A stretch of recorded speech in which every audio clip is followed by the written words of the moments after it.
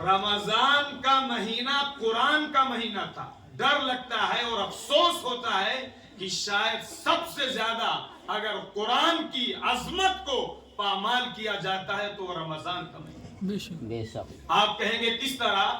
اس طرح کی جن جن مسجدوں کے اندر 5 پارے سنائے جاتے ہیں، قرآن کے ساتھ وہ بدتمیزی اور وہ بے احترامی کی جاتی ہے کہ شاید ایک سچے اور ایک ادنا مسلمان کے دل اس کو برداشت نہیں کر سکتا.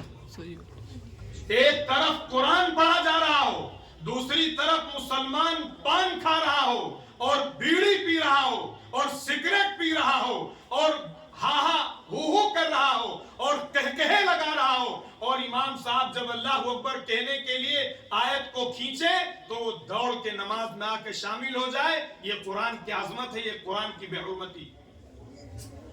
قرآن پڑھنے کے لیے آقا صلی اللہ علیہ وسلم مسواک کرتے تھے، اپنے منہ کو صاف کرتے تھے اور اپنے آپ میں یہ فرماتے تھے کہ جب قرآن صبح کے وقت پڑھا جاتا ہے تو جو مومن کے منہ سے الفاظ قرآن کے نکلتے ہیں وہ فرشتہ اپنے منہ میں لے کے اپنے پیٹ کے اندر کرتا ہے. اسی لیے کہا گیا ہرگز ہرگز کوئی بدبودار چیز کھا کے، بیڈ اسمیل والی چیز کھا کے کوئی مسجد کے اندر نہ آئے، اس لیے کہ اس سے فرشتوں کو اذیت ہوگی.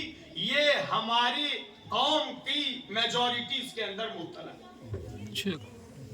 اور اللہ رحم فرمائے اس حافظ پر. قرآن اس طرح پڑھتا ہے کہ اگر میں کہوں کہ مسلمانوں کو اس کے پیچھے سے چلے جانا چاہیے جو قرآن کا ایک حرف نہیں سمجھ میں آتا، قرآن کی ایک آیت سمجھ میں نہیں آتی، اور وہ ایسے اس طرح سے پڑھتا ہے کہ بس اللہ تعالیٰ خیر فرمائے.